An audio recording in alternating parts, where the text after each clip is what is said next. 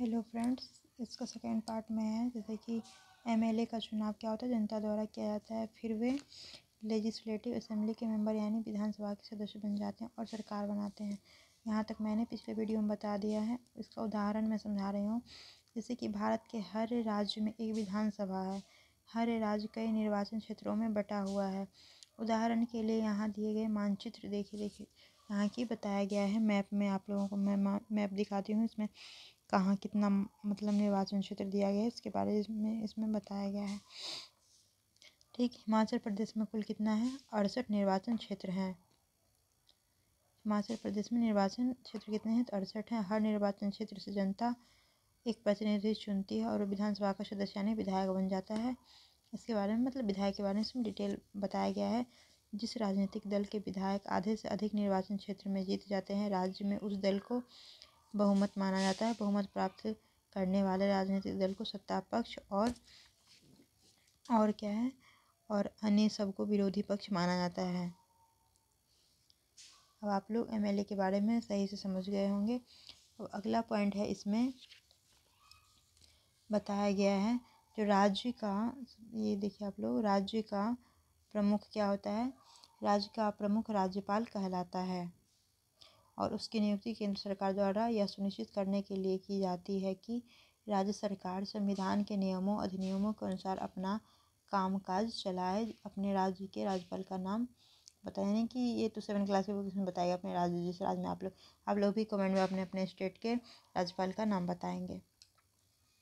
अब देखिए यहाँ इंडिया नेशनल कांग्रेस विरोधी दल बनी क्योंकि भारतीय जनता पार्टी के बाद सर्वाधिक विधायक उसी के पास थे। यानी कि इसमें बताया गया है 2017 का जब विधानसभा चुनाव हुआ था उसमें किसको कितना बहुमत मिला था, कौन जीता था, कौन सत्ता पक्ष बना था, कौन विरोधी पक्ष बना था, उसके बारे में इसमें बताया गया है। अब इसका अगला पॉइंट है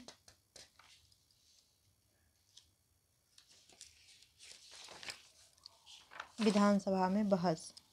अब देखिए विधानसभा में बहस का मतलब क्या होता है। विधानसभा की बहस में विधायक अपनी राय क्या करते हैं, व्यक्त कर सकते हैं। संबंधित विषय पर प्रश्न पूछ सकते हैं या सुझाव दे सकते हैं कि सरकार को इस संबंध में क्या करना चाहिए। सदस्य इस विषय पर जो भी प्रतिक्रिया व्यक्त करना चाहते हैं कर सकते हैं। उसके बाद मंत्री प्रश्नों के उत्तर देते हैं और सदन को आश्वस्त करते हैं कि जरूरी कदम उठाए जा रहे हैं। मतलब विधानसभा में किस प्रकार से बहस चलती है और किसका कितना उसमें बहस करने का या क्वेश्चन पूछने का अधिकार है वो बताया गया है। उसके बाद एक मेन पॉइंट है, उन्हें विधानसभा के सदस्यों द्वारा अनुमोदित किया जाना होता है। किन्हें? देखिए मुख्यमंत्री तथा अन्य मंत्रियों को निर्णय लेने होते हैं और सरकार चलानी होती है। हम प्रायः उन निर्णयों के बारे में सुनते हैं या फिर समाचार चैनलों अथवा समाचार पत्रों में उन्हें देखते हैं और पढ़ते हैं। हालांकि जो भी निर्णय लिया जाता है उन्हें विधानसभा के सदस्यों द्वारा अनुमोदित किया जाता है। लोकतंत्र में विधानसभा सदस्य मंत्रियों और मुख्यमंत्रियों से प्रश्न पूछ सकते हैं, किसी महत्वपूर्ण विषय पर बहस कर सकते हैं।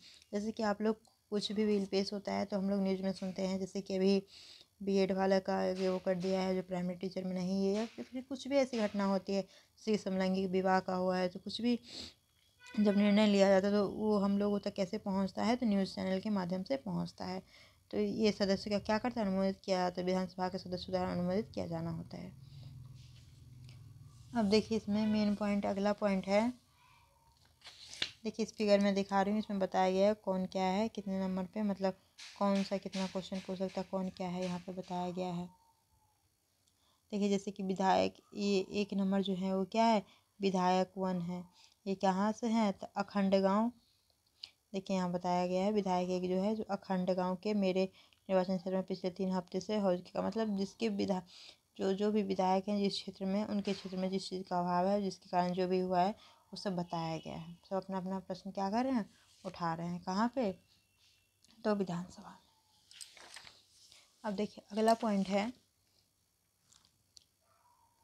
विधायक सामूहिक रूप से सरकार के काम के लिए उत्तरदायी होते हैं। सामान्य भाषा में सरकार शब्द से तात्पर्य शासन के विभिन्न विभागों और मंत्रियों से होता है जो उनके प्रभावी हैं।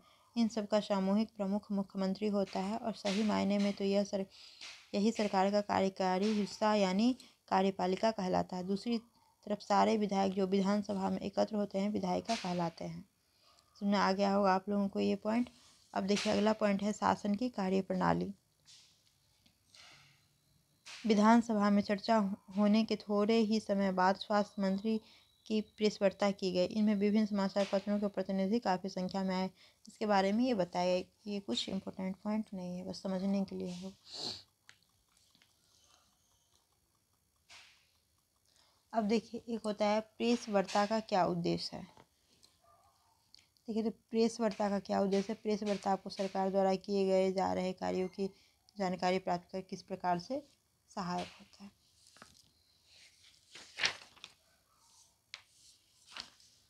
अब देखिए, अगला पॉइंट है लोकतंत्र में विधायक के रूप में जनता अपने प्रतिनिधि चुनती है और इस तरह से वो शासन का मुख्यतः जनता का ही होता है।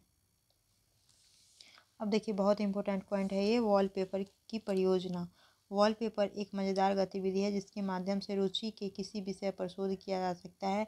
यहाँ जो तस्वीरें दी गई है वे इच्छा वॉलपेपर बनाने के विभिन्न पहलुओं को प्रस्तुत करते हैं। ये जो देख रहे हैं आप लोग, ये फिगर में आप लोगों को दिखाया हुआ बताया गया है। देखिए, आप लोगों को फिगर भी दिखा रही हूँ मैं। देखिए फिगर।